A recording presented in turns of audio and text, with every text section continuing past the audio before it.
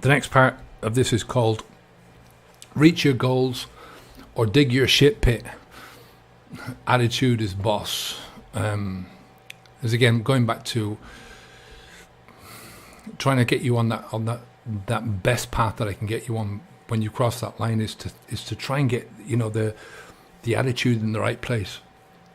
I'm not talking about this as my mum used to always say to me, "You've got an awful bad attitude." If I was cheeking her or answering her back, talking back to her and stuff like that. That was one of the things that she'd say. She was a Cockney, so she'd go, "You've got a very bad attitude," like that to me. So I'm not talking about it like that. Its attitude is the general direction that your ideas are flowing, the general direction that whether you're positive. So the 4 P's again: perseverance, positivity, having some patience, and perspective. So perspective that's the attitude that where you're taking yourself. It's for me.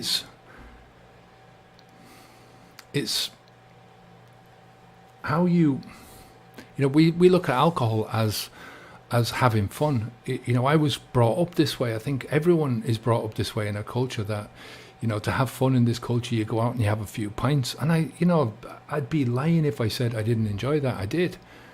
That was part of my youth. It was part of my 20s and my 30s and well into my 40s. But it was getting me into a lot of trouble. All the trouble that I had in my life was caused because of alcohol. But the fun was there as well. Now, did the alcohol cause the fun? I don't think so. I think the alcohol allowed a certain amount of, you let down your guard a little bit, and you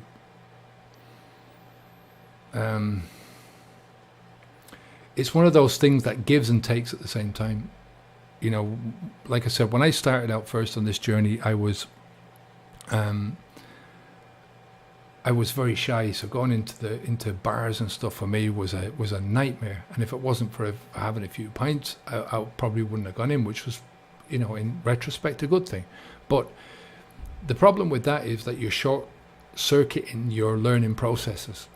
So you're supposed to learn how to deal with shyness, how to deal with other people, how to communicate, interact.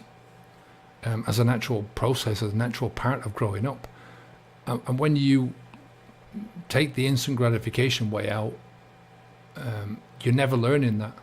You learn it in certain circumstances because you have to, so in the workplace and stuff like that. But all of these things interact with each other. So when you learn in a certain way that you can drink or take a drug and you can alter your mindset, and it's not that you learn how to be shy, you just don't give a fuck anymore. When you have a few pints in you, I just didn't give a shit. I didn't care what other people thought about me, and there's a lot to do in that. But at the same time, what you're doing is you're putting yourself into your mindset is in the wrong place. So you're not coming across as an adult. You're not trying to be an adult. You just don't care what you're doing. You don't care what other people think about what you're doing, but you don't care what you're doing either. There's a difference between now there's a big barrier between what I do and the way I want to come across. I think everyone has that. But when you're drunk, and when I was drunk, I didn't care. You'd be the loudest person in the bar. Obnoxious is a great word for, I suppose, my alcohol drinking. So I feel that as we're growing up, when you're a kid, you come into this world as a kid, as a toddler, as a young kid. I watch my granddaughter, I watch my sister's kids here, I watched my son growing up, and you see when they're young, when they're 5 and 6 and 7, and they know how to have fun. Everything is magical. Everything is about it's just a magical world for them. And then gradually over the years, all that's knocked out of you. by school, by, whatever, your parents, everyone's telling you you have to conform, you have to do this way, you have to do that way. And, I feel like most people these days have been conned out of their fun by, we live in a consumer culture now. We live in an instant gratification culture where, I don't know, there's something missing, It's one of those things in my life that I've sort of come to be happy about, I suppose, in one way, is that I just, there's so much in my life that I don't know, that I don't understand. I'm struggling in a lot of ways to understand certain parts. I understand habits, right? I understand how to change behaviors. I understand alcohol and looking at it from a certain perspective, right? I understand that because that's what I've been doing for the past 10 years with a clear mind. But there's so many different things that I look at people and I think, I wish I understood that. Like cryptocurrency is one of those. I wish I understood how to do that. 99.99% of things, of knowledge in the world, you're never going to understand. But the problem is that most people don't admit that. Most people will say to you, I know a little bit about everything. It's bullshit. There's so much knowledge out there that you don't understand. I know I'm drifting off here a little bit, but that fun aspect of things is a difficult one to understand as well when you stop.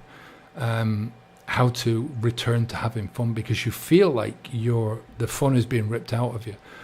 That's the way you feel when you stop. So you step across that threshold. You've no longer got that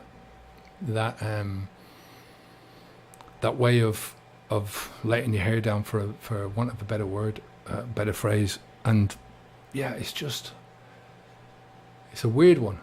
So it's a big learning process, a big experimentation process to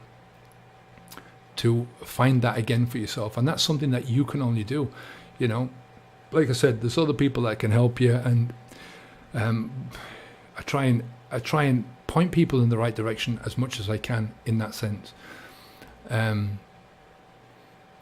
It's one of the things that I suppose is missing and will never come back when you don't drink alcohol, and that's to have that where you walk into a bar and you completely lose yourself in that atmosphere. I've done it with my family. I've done it with friends, so I suppose there's a certain element of that when you're not drinking.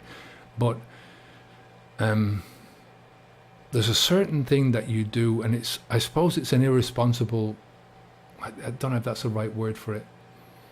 There's a certain, that drunken feeling you just can't get anywhere else. I remember hearing Billy Connolly talking about this in a video a couple of years ago. And he was talking about the way you can walk into a bar and you can just, especially with fellas, I don't know what it's like to walk into a bar, obviously, with a load of women. I know what it's like to walk into a bar with a load of fellas, right? And just sit there and talk about shite and forget about everything else. You can't really do that without alcohol. And it's something, that's the only part of alcohol that I miss. But I don't miss it at the same time because I've supplanted it with things that are so much better for me, in the long-term perspective. So when I'm looking at it from the perspective of this is where I am now, this is where I want to go, and this is where I want to end up in my life, I think about things as well from the perspective of the great-great-grandfather legacy. And what that means is that the way you are now, the way I am, I'm a granddad. So I look at my granddaughter and I think, well, not only do I want to influence my son, but I want to influence my son in such a way that it also influences my granddaughter. And it influences her children and her children, because we're all influenced going back generations.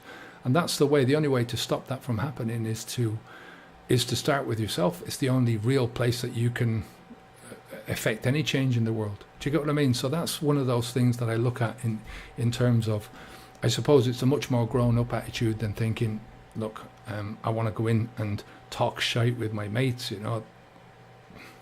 At the end of the day, you know, this is something that I used to do when I was younger, and like I said, but it's got me into a lot of trouble, and it hasn't got me anywhere in terms of where I want to be in my life. So, going back to the attitude again, attitude is always going to be your choice. So if you've got a really stinking, horrible, shitty attitude, it's a choice. If you've got a really healthy attitude, that's also your choice. And it's a choice to build those attitudes up, to build, you know, when, like I said, when you start off first, you've got that drinker's brain and you've got everything else that goes with it. So you've got everything that goes with the drinker's habit, with that lifestyle. And one of the best ways that I found of describing it was like a black hole that the alcohol habit is. It eventually starts sucking in so much more of your life, and your life becomes constricted. And that's down to just an attitude, you know. Not it's just down to a way of looking at things. And it takes a while to extricate yourself from that and to put yourself into a different way of thinking. So, you know, your thinking is going to make a huge difference to your life. It makes a huge difference to your life, whether you're happy in life or unhappy, whether you're positive or negative, whether you make changes in your life or don't make changes in your life. Whether, you know, when you step across that line, you are definitely 100% going to have discomfort. It's going to make you feel uncomfortable. It's the nature of any big change. We like to sit on our arses and do fucking nothing and not make any changes. That's what makes us happiest, to sit and wallow, right? And when you get up and you push yourself to make a change, even though you know it's going to make a difference in your life, it's still in that frame of mind that it makes you feel uncomfortable. And the bigger the change, the more uncomfortable it's going to make you feel. So, like I said, the stopping drinking alcohol part is the easy part. It's all the changes that need to go in order to change your mind and to change the way you think about things. That's the tough part, and that's what takes you to have a good attitude, you know, to change your life from a negative to a positive, to make all the pain go away, and for you to have a consistently contented life, if you get what I mean. So, you know, this is not an external thing. It's nothing to do with anything outside of yourself, because it's always your choice. You know, even when I said earlier on about somebody saying, oh yeah, well, you know, we're in a certain point here and it's all right just to have a few pints, you know, don't worry about it. You know, that's your choice as well. It's your choice to say, okay, yeah, I'll give in this time and I'll start again next week.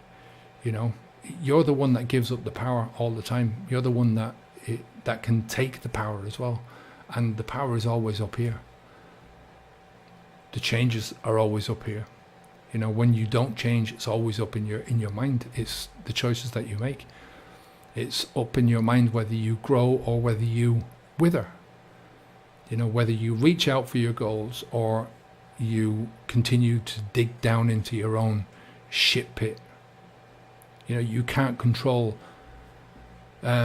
what happens in your life. You know, we had a conversation with this the other day about the thoughts coming up, and you can't control the initial thought. I mean, nobody can control what comes in, but it's how you respond. That's the only way you control anything. So, you know, it's always down to your choice. Always down to your choice. It's just a way of it. All right.